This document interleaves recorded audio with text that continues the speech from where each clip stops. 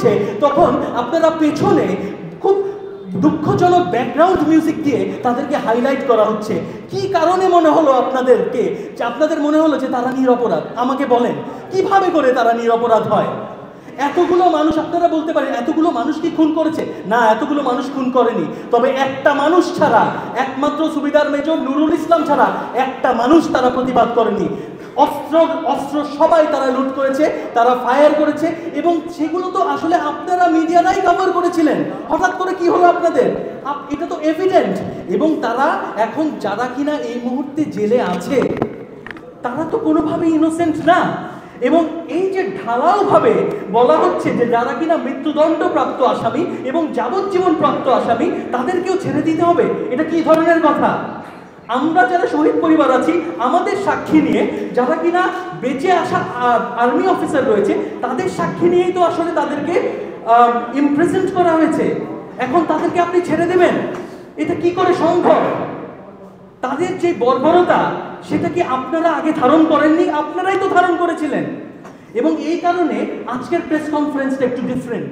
আজকের প্রেস কনফারেন্সটা হচ্ছে শুধুমাত্র সেই দিন বিডিআর সদস্য দ্বারা কি পরিমাণে নির্যাতন করা হয়েছে, কি পরিমাণে নিপীড়নের শিকার হয়েছে অফিসার এবং তাদের পরিবারবর্গ, তারা কি বর্বরতার পরিচয় দিয়েছে, সেই জিনিসটা আপনাদেরকে শোনানো হবে। আমরা কোনো দাবি করব না আজকে, আমরা বিচারেরও দাবি করব না আজকে, কারণ আমরা চাইবো যে জনগণ এবং মিডিয়া এই জিনিসটা নিজেরা বিচার করুক যে আসলে তারা কাদেরকে নিরপরাধ বলছে। কি করে হয় তারা নিরপরাধ? একটা মানুষ যদি কিনা তারা বন্দুক ধরে তাহলেই সেটা মিউটিনি, তাহলেই সেটা বিদ্রোহ।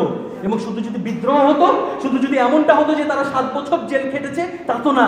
তারা খুন করেছে, তারা হত্যা করেছে।